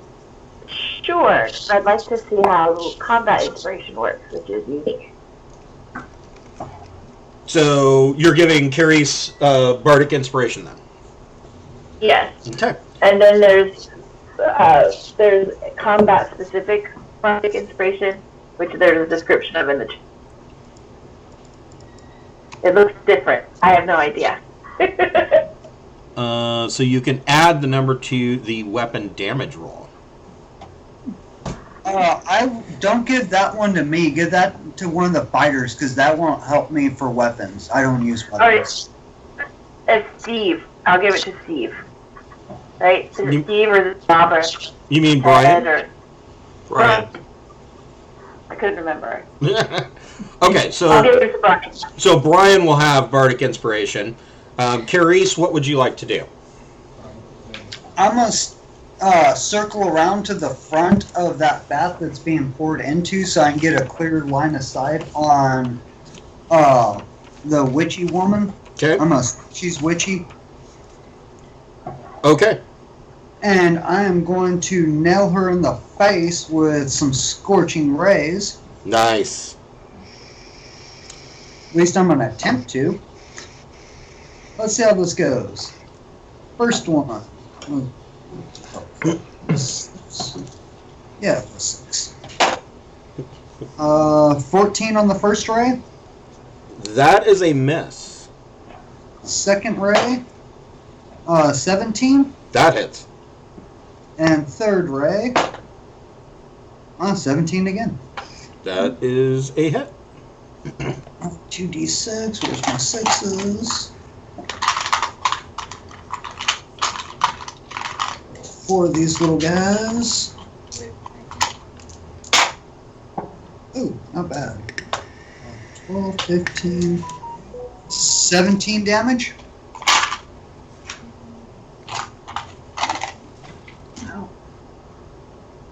17? Yep. Okay. Hold on just And no bonus action.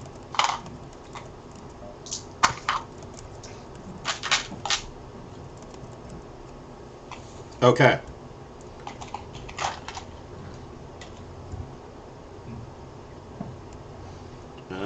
Brian, what would you like to do? So you are... I am Steve. I was formerly known as Brian.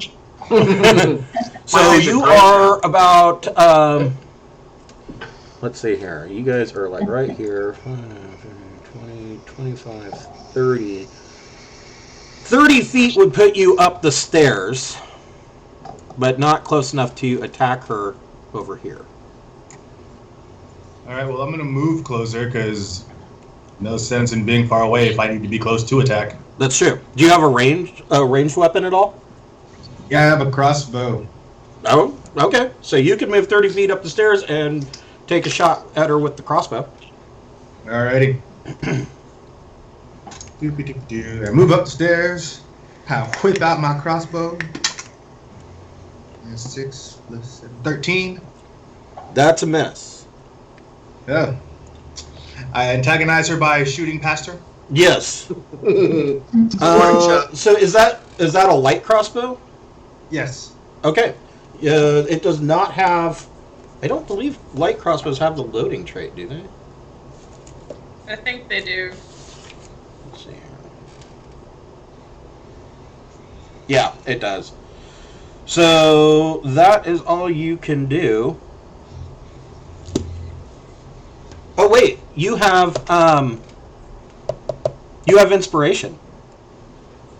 Yeah, you can add die 8 to that roll, see if you hit. Yeah. Roll a d8 and see if that adds to your attack. 2. So what was your initial attack? 13? Yes. And you got a 2, 15 still misses. No. Nope. Okay. She was going to do something.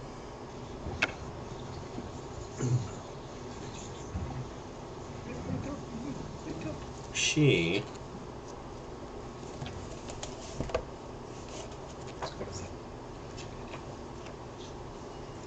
This could be pretty cool. I don't like the way you're saying that. I feel like I'm one of the closer people here.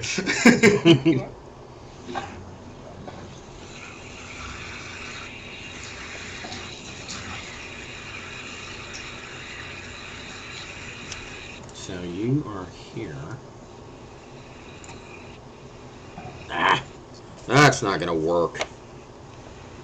All right. I'll do the other thing. Actually, it could work. So she moves closer, and she is standing on the platform at the top of the stairs, and she... So she's within 5 feet of me? You're running. Yes. Good to know. Okay. And she casts Thunder Wave. And I see her where I am. Yes. I counter spell. Ooh. All right. And that's all she gets to do. Okay. It didn't work. It did not work. Mike, what would you like to do?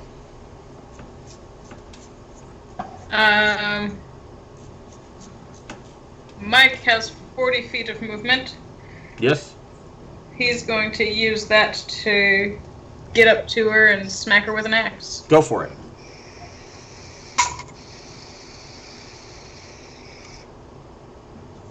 $21. That hits.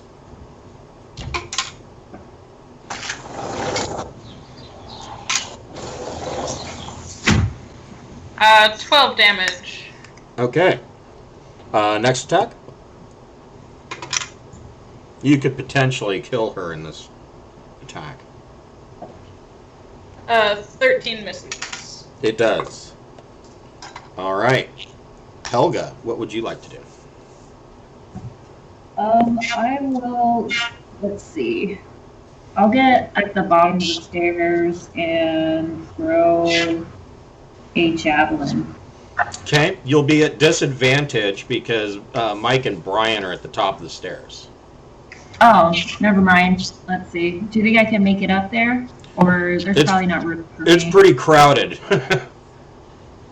Okay. But, I mean, you could potentially stand here and make and throw a javelin.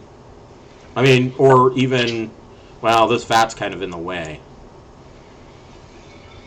Yeah, I have a crossbow also, but I don't know where I can shoot from. Yeah, because these vats are 12 feet tall. Yeah, for range, you'd be at disadvantage for just about everything.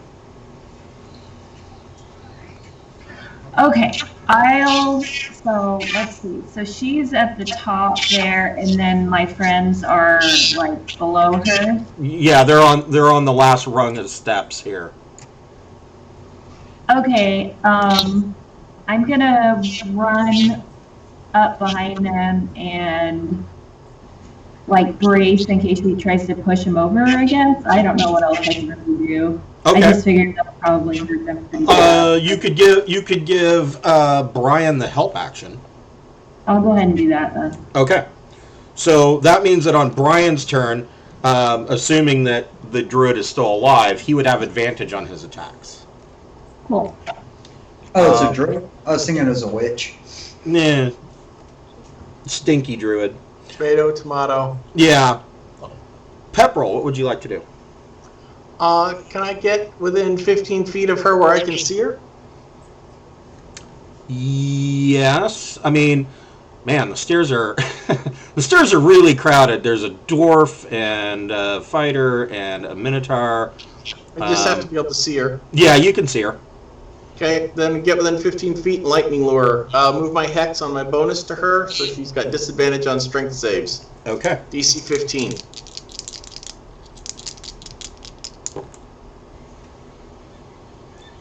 Oh, she only got a 14.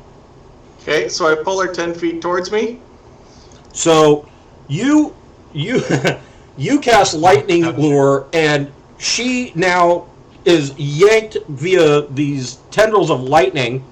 How much damage does she take from that? Rolling. 7 lightning and 3 necro. Okay. Brian, you get an attack of opportunity on her at advantage. Out of curiosity, since she was on a raised area, does she also take falling damage? Or does she come down the stairs? He's yanking her between Mike and Brian. Oh. So both Mike and Brian get attacks of opportunity, but Brian may just kill her outright. So I kind of thought it'd be funny if she knocked them out of the way and they both fell into the wine vats, but we'll still take the death. So my attack of opportunity, I rolled 20s on both. wow, nat 20. Okay, roll double your damage. Man, you guys are gonna fuck this bitch up. 5 plus 7 is 12. Yeah. Plus, So 5 plus 4. No, 9. Sorry, 9. So 18. 18. So, yeah, Pepperell pulls her between him, or between Brian and Mike just slices her in half. And Excellent. she Brian is puts no her in more. half. Steve, formerly known as Brian, slices her in half and leaves the other half for Mike to enjoy. Let's see here. Did you guys call heads or tails? Uh, I feel like the top half kept moving, the bottom half slowed down, so Mike got the top. So you find that this little, it's a small gourd that she was using and pouring this syrup in, and it's pretty clear that this is a potion of poison.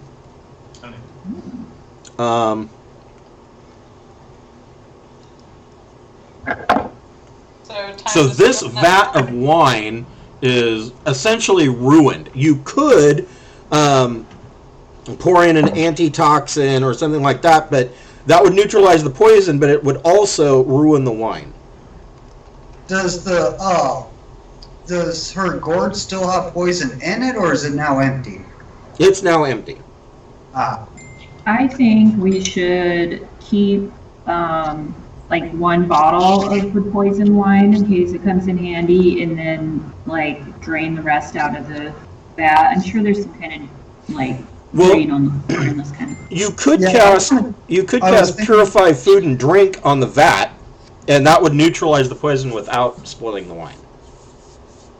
I will go ahead and take her gourd and fill it with the wine and cork it back up and keep it. Okay. And then I'll see if I have that spell or not. I know I don't.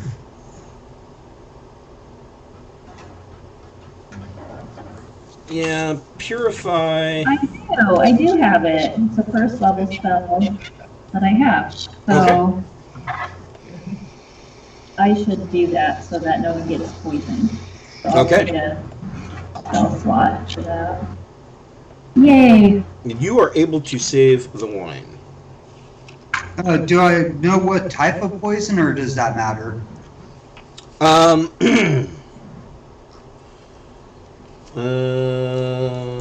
It just says potion of poison. Let's see here. I wonder if the other one's poison too, though. No, it was only this one. Okay. She hadn't gotten to the other one. Let's see here. Lazy.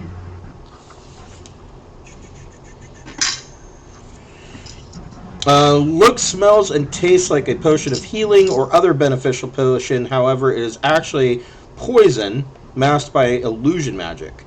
If you drink it, you take 3d6 poison damage, and you must succeed on a DC 13 Constitution saving throw or be poisoned. At the start of each of your turns, while you are poisoned in this way, you take an additional 3d6 poison damage. At the end of each of your turns, you can repeat the saving throw. On a successful save, the poison damage you take on your subsequent turn decreases by 1d6. The poison ends when the damage decreases to 0. What was the DC on that? 13. 13.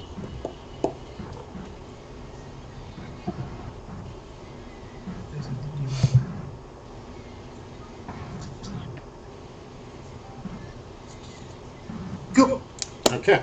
Figure I should know that if I'm gonna poison somebody with it. Yeah. Yeah, that would help. Yeah. And Be she. a thing to look that up later. Like, wait, where did we get that?